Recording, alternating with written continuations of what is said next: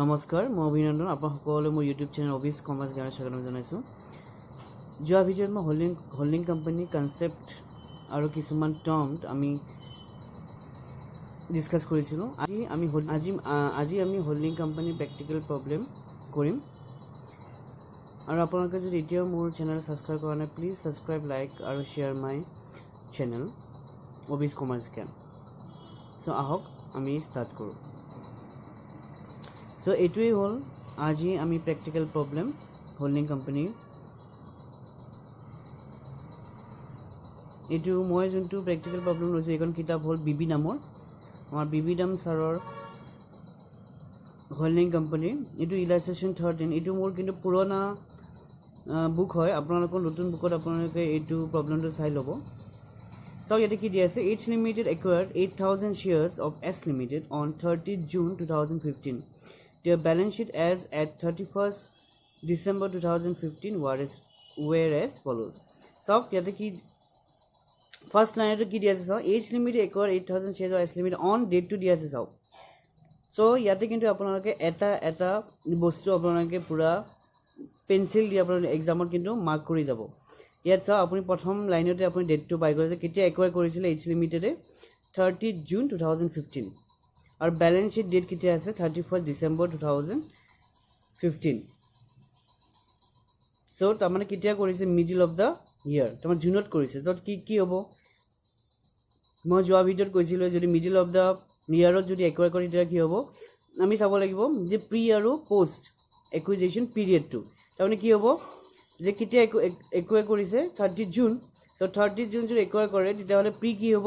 30 জুনৰ আগত, তাৰমানে কেতিয়াৰ পৰা ইয়াতে যদি বেলেন্স শ্বীট কিমান ডেট আছে 31st ডিচেম্বৰ। সো ষ্টাৰ্ট কেতিয়া হ'ব 1st জানুৱাৰী। সো 1st জানুৱাৰী টু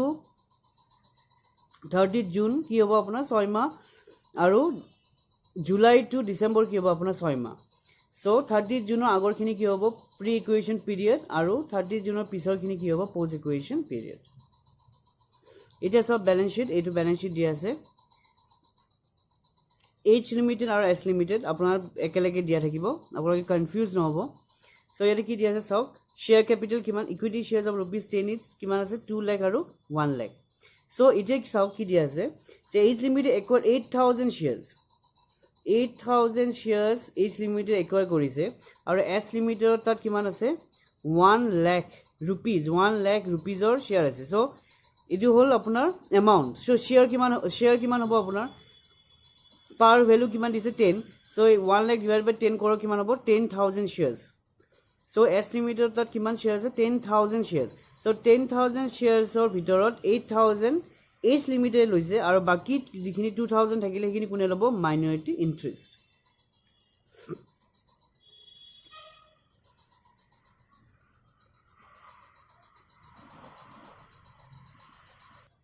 সো আমি কৰি যাওঁ সলিউশ্যন।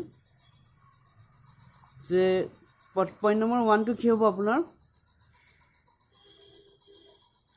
Balance sheet date.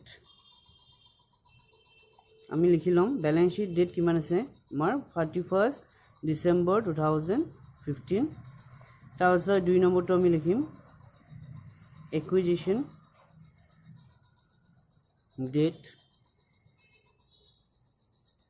কিমান 30th June 2015 next. So 30th June তেতিয়াহ'লে কি হ'ব প্ৰি ইকুৱেশ্যন কিমান হ'ব। সো প্ৰি ইকুইজিশ্যন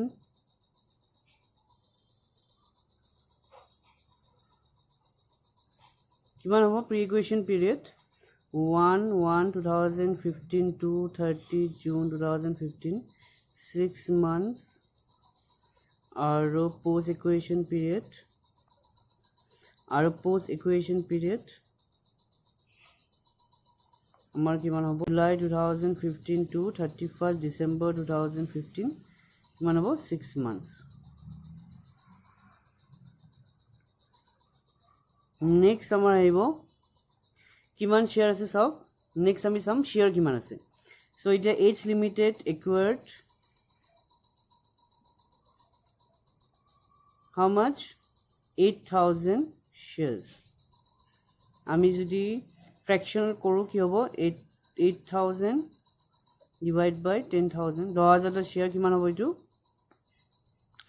4/5 share 4/5 हो share next কি হ'ব minority interest কিমান হ'ব 2000 share যদি fraction আমি যদি কৰো কি হ'ব 2000 divided by 10000 কিমান হ'ব 1/5 share yes এতিয়া আমি কি কৰিম calculation of pre-acquisition profit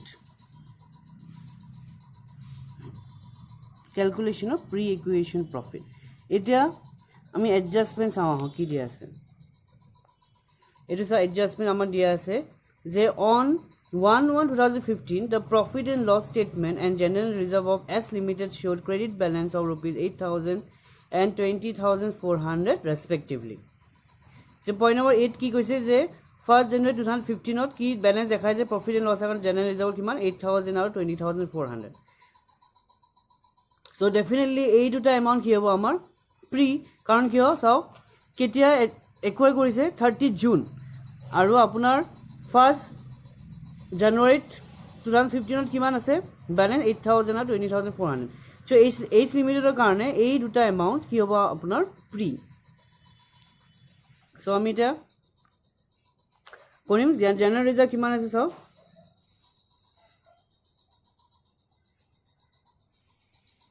general reserve কিমান আছে profit and loss account কিমান আছে profit and loss account কিমান দিয়া আছে 8000 আৰু general reserve কিমান দিয়া আছে আপোনাৰ 20400 এটা টোটাল কিমান হ'ব 28400 আৰু কি প্লাস কৰিম আমি pre-acquisition period or 6 months কাৰণ pre-acquisition period আমি কিমান পাইছো 6 months so ইয়াৰো আমি কি কৰিব লাগিব কিন্তু তাৰ আগতে আমি আৰু এটা ক্যালকুলেশন কৰি উলাব লাগিব হেতু হল memorandum profit and loss account কাৰণ আমাক কি লাগিব profit for the year আমাক লাগিব তাৰ পৰা হে আমি এই pre-acquisition আৰু post-acquisition 6 months কিনি আমি উলাই লব লাগিব প্ৰথমতে so হে কাৰণে আমি ফাৰ্ষ্টতে কি উলাব লাগিব calculation of memorandum profit and loss account so আমি বনাই লও memorandum profit and loss account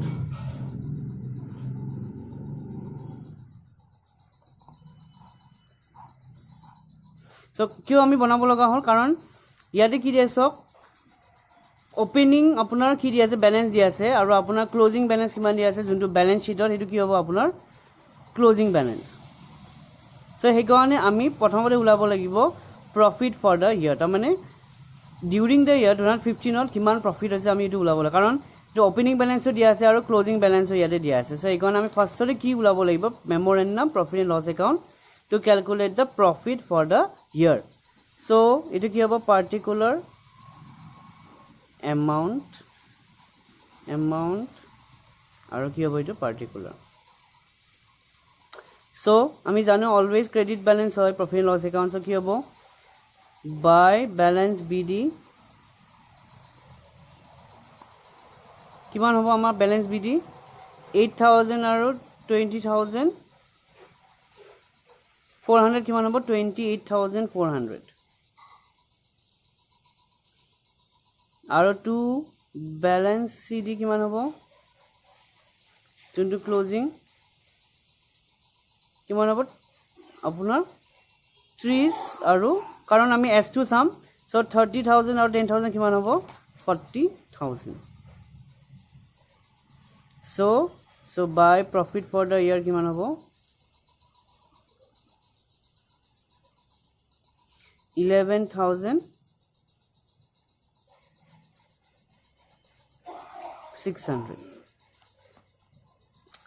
40000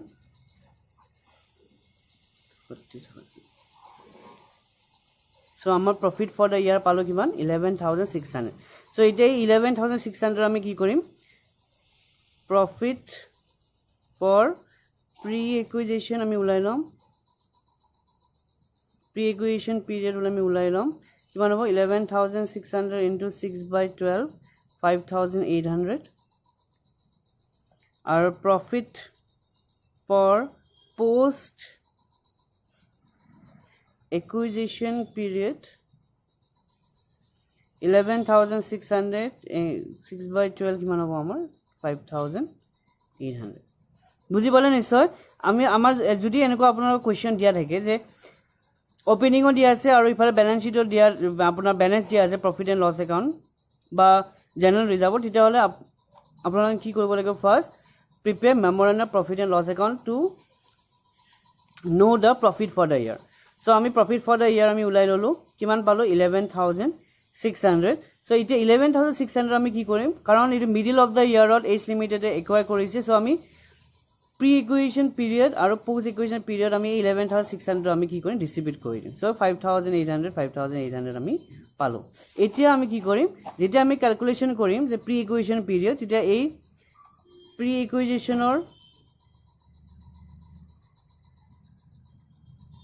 pre equation পিৰিয়ডৰ যোনটো এমাউণ্ট আমি ইয়াৰ লগত প্লাস কৰি দিম so 5800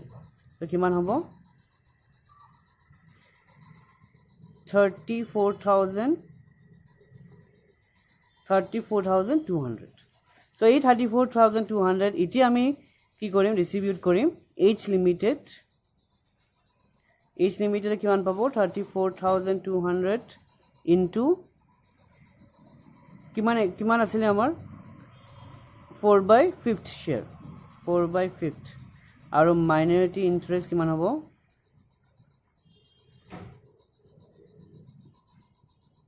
34200 into 1/5 share so এটো কিমান হ'ব আপোনাৰ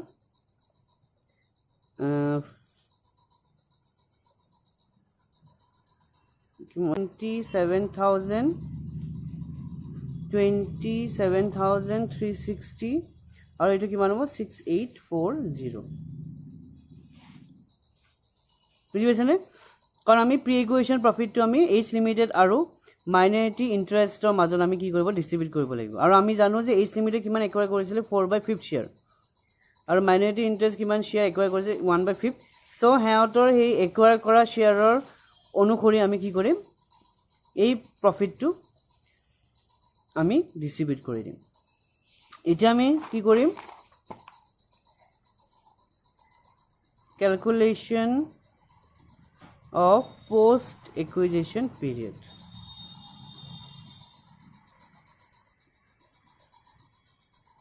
post acquisition itu profit hobo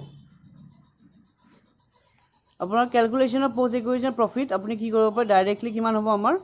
5800 বা আপুনি এনেকেও দেখাই দিব পাৰে যে profit for the year কিমান হ'ল 11600 আমি প্ৰি ইকুৱেশ্যন পিৰিয়ড 5800 মাইনাস কৰিবলৈ আমি কিমান পালো 5800 so এতিয়া আমি again কি হ'ব share of H limited 5800 into 4/5 share আৰু share of minority interest 5800 into 4/5 so এটো কিমান হ'ব 4640 আৰু এটো কিমান হ'ব আপোনাৰ 1160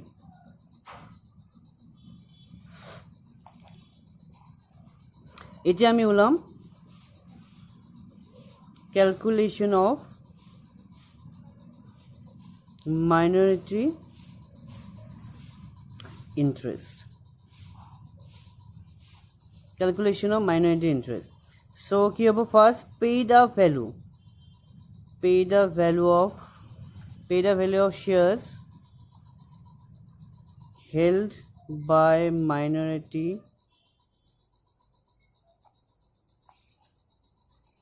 কিমান হ'ব কিমান লৈছিলে 2000 into per value কিমান আছিলে rupees 10 so কিমান হ'ব এটো 2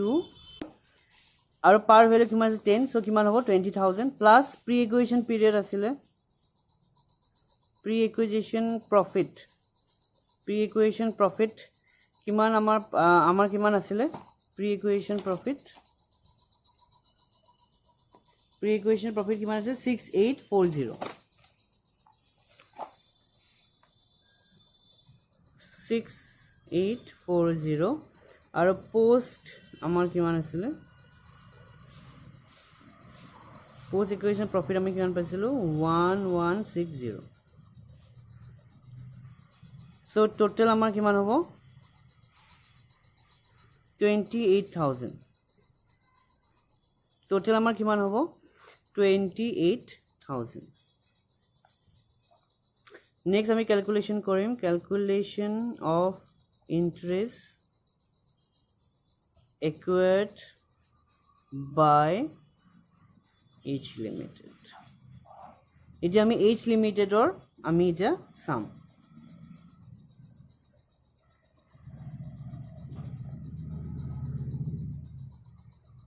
so paid up value কিমান হ'ব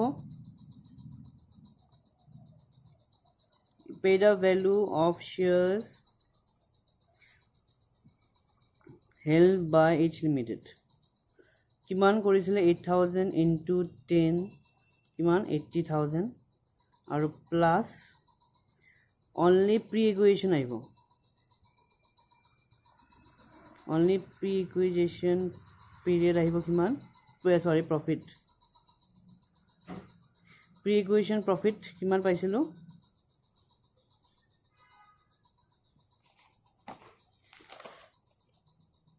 আমি pre-acquisition profit কিমান পাইছিলো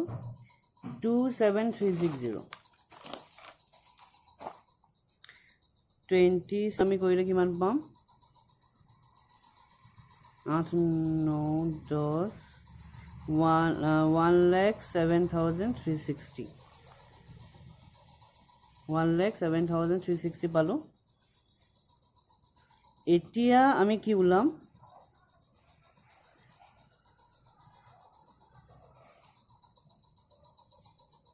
cost of control or goodwill cost of control or capital reserve আমি যোৱা ক্লাছত আমি ডিসকাস কৰিছিল যে cost of control আৰু capital reserve মানে cost of control আমি কিটাবা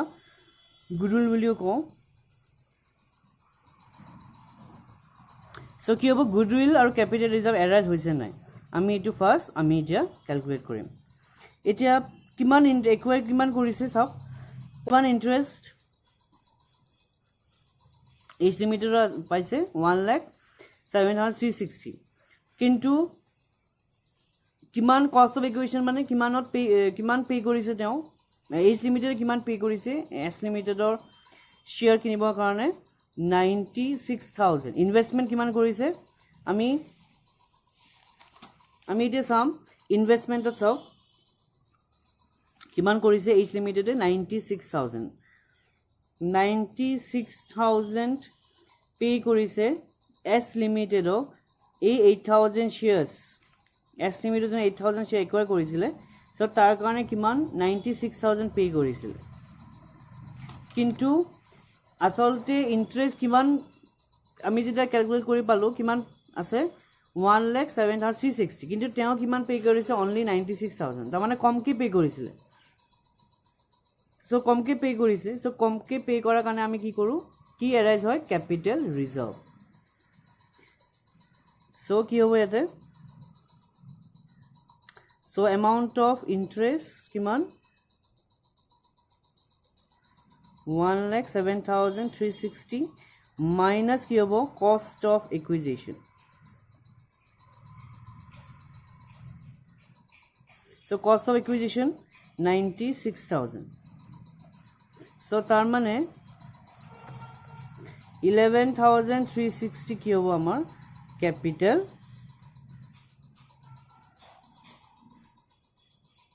reserve বুজি পাইছানে এটা আপোনাৰ হলে মনত ৰাখিব যেতিয়া amount of interest is more than cost of acquisition তেতিয়া হলে capital reserve কিন্তু amount of interest is less than cost of acquisition তেতিয়া হলে কি হ'ব goodwill যদি cost of acquisition যদি বেছি হয় ইয়াতকৈ গুডউইল এৰাই যাব আৰু যদি কষ্ট অফ একুইজিশ্যন ইয়াতকৈ যদি কম হয় তেতিয়াহ'লে কি হ'ব কেপিটেল ৰিজাৰ্ভ সো এইখিনি আমাৰ হ'ল ক্যালকুলেশন ফাৰ্ষ্টলি আমি ক্যালকুলেশন কৰি ল'ব লাগিব এতিয়া আমি কৰো ব্যালেন্স শীট আৰু ব্যালেন্স শীটটো আমি কি নাম দিম consolidated balance sheet consolidated balance sheet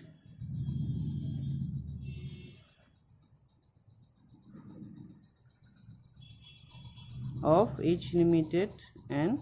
S Limited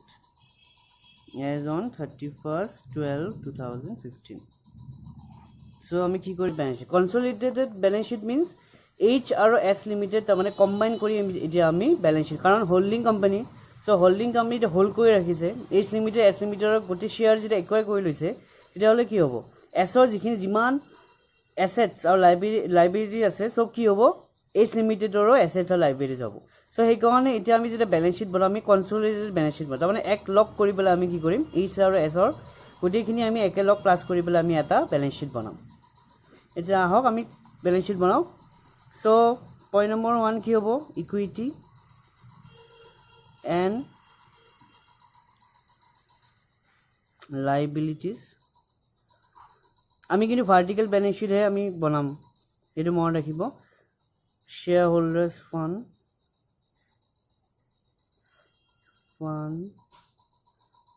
point number 8 কি আহিব share capital এটা কথা মন ৰাখিব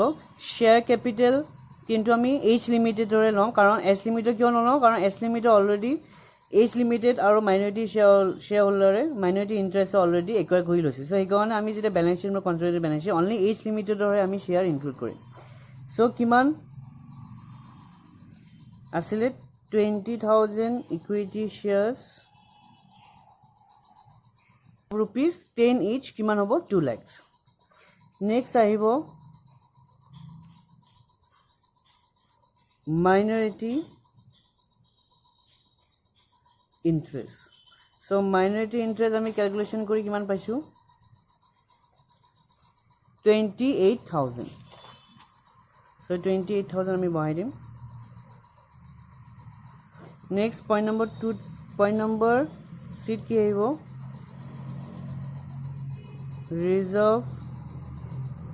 and surplus so reserve and surplus of capital amount reserve, of interest or cost of acquisition calculate কৰোতে আমি capital reserve পাইছো আৰু হেতু capital reserve আমি liability side লিখিব লাগিব capital reserve কিমান হ'ব 11360 general reserve 50000 surplus কিমান আছে in the statement PL কিমান surplus কিমান আছে আপোনাৰ 20000 আৰু প্লাস আমি যোৱা ক্লাছত কৈছিলো যে প্ৰি একুইজিশন হে pre acquisition profit holding company আমি ইনভেষ্টমেন্টৰ লগত আমি প্লাস কৰিম যেনে ইয়াতে আমি অকল এজেন্টে ক্যালকুলেশন কৰি ইন্টাৰেষ্ট একুয়াৰ্ড আমি অকল প্ৰি একুইজিশন আমি প্লাস কৰিছো और पोस्ट इक्वेशन तो आमी याते बैलेंस शीट और प्रॉफिट एंड लॉस अकाउंट आमी प्लस करिम so post acquisition period post acquisition profit किमान होबो 4640 किमान होबो 24640 नेक्स्ट पॉइंट नंबर 2 रहिबो other non current liability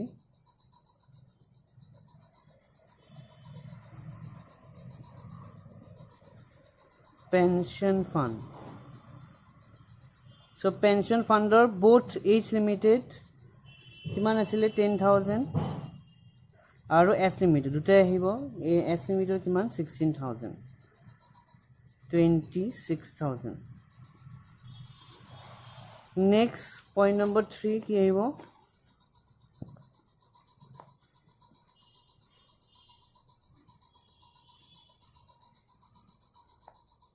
current liabilities so both H Limited কিমান 40000 আৰু 20,000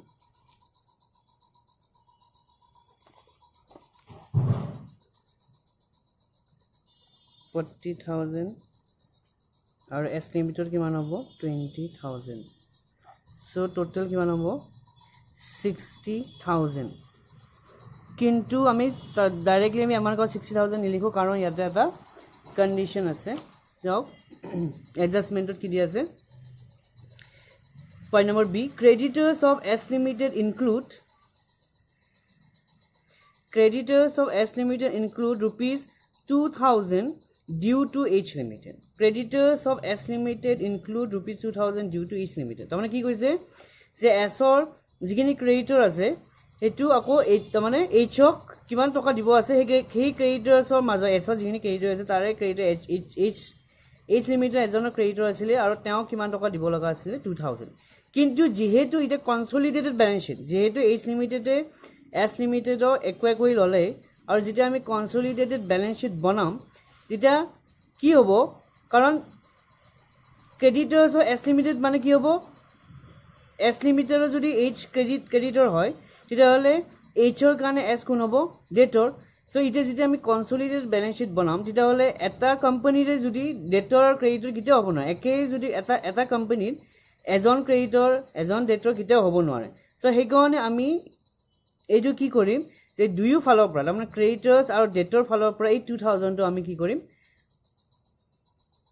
লেস কৰিম এই 2,000 টো আমি ক্ৰেডিটৰ্ছ আৰু ডেটৰ পৰা আমি কি কৰিম 2,000 টো মাইনাস কৰিম আৰু ইয়াকে এই প্ৰসেছটোকে আমি কি বুলি কম মিউচুৱেল ওয়িং বুলি কয় মিউচুৱেল ওয়িং বুজি পাইছেনে মিউচুৱেল ওয়িং কাৰণ আমি যেতিয়া কনসলিডেটেড ব্যালেন্স শীট বনাম তেতিয়া হলে যেতিয়া এনেকুৱা ধৰণৰ আপোনাৰ এডজাস্টমেন্ট থাকে যে ক্ৰেডিটৰ of S limited due to H limited যে তেওঁলোক পইচা দিব লগা আছে কিন্তু আমি যেতিয়া কনসলিডেটেড ব্যালেন্স শীট বনাম এটা একে হৈ গল এটা কোম্পানী হৈ গল এটা কোম্পানী কিটাও ডেটৰ আৰু ক্ৰেডিটৰ কিটাও থাকিব নোৱাৰে সো সেই কাৰণে আমি কি কৰিম এই 2,000 টো আমি দুই ফালৰ পৰা আমি কি কৰিব লাগিব এলিমিনেট কৰিব লাগিব আৰু সেই এলিমিনেট কৰা প্ৰসেছটোকে আমি কি বুলি কম মিউচুৱেল ওয়িং সো আমি কি কৰিব লাগিব এতিয়া আমি 2,000 টো কি কৰিম ইয়াৰ পৰা মাইনাস কৰিম আৰু এটা কন্ডিশন আছে চাও point number C bills receivable of S limited are all payable by H limited so jiman apunar balance sheet চাও jiman bill receivable আছে 16,000 আৰু S ৰ so হেখিনি কোনে পে কৰিছে H limited so এই 16,000 আমি কি কৰিব লাগিব দুয়ো সাইডৰ পৰা মানে bills receivable আছে so bills payable ৰ পৰাও আমি কি কৰিব লাগিব 16,000 টো আমি এলিমিনেট কৰিব লাগিব কিন্তু ইয়াত তো bills payable নাই আমাৰ ইনফৰমেশন আইটেম সো আমি কি কৰিব লাগিব আমি কি এজিউম কৰিব লাগিব যে এই বিলস পেয়েবল টু ক্ৰেডিটৰ্ছৰ লগতে কি কৰিছে হুমাই আছে মানে এই বিলস পেয়েবল এটো মেনশন কৰা নাই সো হেগনে আমি কাৰণ ইটুটোক আমি মাইনাস কৰিব লাগিব 16,000 দুই ফালৰ পৰা কিন্তু ইয়াতটো বিলস পেয়েবল নাই সো আমি এই 16,000 টো আমি কি ভাবিলম যে বিলস পেয়েবল টু এই ক্ৰেডিটৰ্ছৰ লগত হুমাই আছে এই ক্ৰেডিটৰ্ছৰ লগত হুমাই আছে সো এইকাৰণে এই 16,000 টো আমি এই ক্ৰেডিটৰ্ছৰ পৰা আমি কি কৰিব লাগিব মাইনাস কৰিব লাগিব সো আমি এটা দুটা আইটেম মাইনাস কৰিব লাগিব ইয়াৰ পৰা ক্ৰেডিটৰ্ছৰ পৰা কিমান এটা হল আপোনাৰ 2,000 আৰু এটা হল 16,000 মানে 18,000 16,000 প্লাস 2,000 এই দুটা আমি আইটেম আমি কোৰ পৰা মাইনাস কৰিব লাগিব ক্ৰেডিটৰ্ছৰ পৰা সো আমি ইয়াৰ পৰা মাইনাস কৰিম কি আৰু টাৰ্মটো কি দিম ইয়াতে মিউচুৱেল ওয়িং কিমান হ'ব 16,000 প্লাস 2,000 কিমান হ'ব 18,000 মাইনাস কৰিলে আমি কিমান পাম 40 ডাইৰেক্টলি আমি লিখি দিম এমাউন্ট কৰম 42,000 আৰু তো একো নাই সো আমি টোটাল কৰিম ব্যালেন্স শীট আমাৰ কিমান ওলাব 3,82,000 এতিয়া আমি কি লিখিম এসেটস অফ ফার্স্ট আহিব আমাৰ non current assets so non current এসেটসত কি আহিব H লিমিটেড কিমান 1,30,000 আৰু S লিমিটেডৰ কিমান আছে 1 লাখ টোটাল কিমান হ'ব 2,30,000 আৰু আমাৰ কি আছে non current asset fixed asset আছিল next point number 2 current assets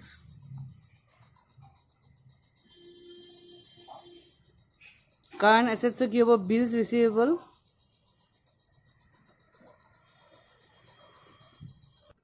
এটা বিল ৰিচিভেবল কিমান আছে এইচ লিমিটেড এটো নীলে আছে আৰু এছ লিমিটেড কিমান আছে 16000 এতিয়া আমি আকৌ কি কৰিব লাগিব কাৰণ দুই ফালৰ পৰা ইফালেও যদি লাইবিলিটি ফালৰ পৰা যদি আমি 16000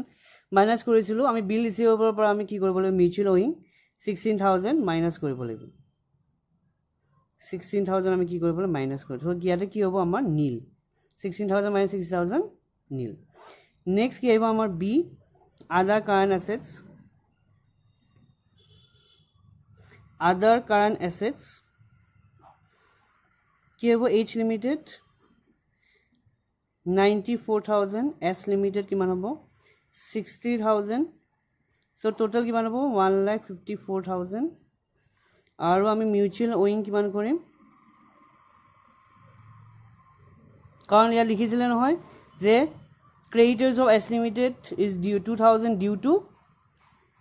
H limited so হেকাৰণে আমি ডেটৰ আৰু ক্ৰেডিটৰৰ মাজৰ পৰা আমি কি কৰিব লাগিব কাৰণ ইয়াৰ পৰা আমি 2000 মাইনাস কৰিছিলো ক্ৰেডিটৰৰ পৰা আমি ডেটৰৰ পৰা কি কৰিব লাগিব এই 2000 টো আমি মাইনাস কৰিব লাগিব so total কিমান পাম 152000 so total আমাৰ কিমান হ'ব 382000 so এইটো আমাৰ প্ৰবলেমটো ইয়াতে ফিনিশ হ'ল so আশা কৰো আপোনালোকে এইটো বুজি পাইছে এনেকুৱা ধৰণৰে আপোনাৰ এক্সামত কোৱেশ্চন আহিব এইটো আপোনালোকৰ ভেৰি ইম্পৰ্টেন্ট মিউচুৱেল ওয়িং এনেকুৱা ধৰণৰ কিন্তু আপোনাৰ থাকিব আৰু এইটো কিয় কৰা হয় আপোনালোকে গম পাইছে থাকে কাৰণ এটা কোম্পানীৰে আৰু কেতিয়াও ক্ৰেডিটৰ বা ডেটৰ দুটা এজনৰ মাজতে কেতিয়াও থাকিব নোৱাৰে সো সেই কাৰণে আমি কি কৰিম দুয়ো সাইডৰ পৰা লাইবিলিটি আৰু এছেটছ দুইটা সাইডৰ পৰা হে একেটা এমাউন্ট আমি কি কৰিব লাগিব এলিমিনেট কৰিব লাগিব সো হে এলিমিনেট কৰাৰ প্ৰচেছকে আমি কি বুলি কওঁ মিউচুৱেল ওয়িং বুজি পাইছে আৰু কনসলিডেটেড বেলেন্স শিট আমি কি কৰো গটি দুটা কোম্পানীৰে এছেটছ আৰু লাইবিলিটি আমি কি কৰো প্লাস কৰি পেলাই আমি বেলেন্সত বহাও সো আশা কৰো আপোনালোকে এই প্ৰ্যাকটিকেল প্ৰবলেমটো বুজি পাইছে কিবা যদি ডাউট আছে কমেন্ট কৰি পেলাই মোক জনাব ধন্যবাদ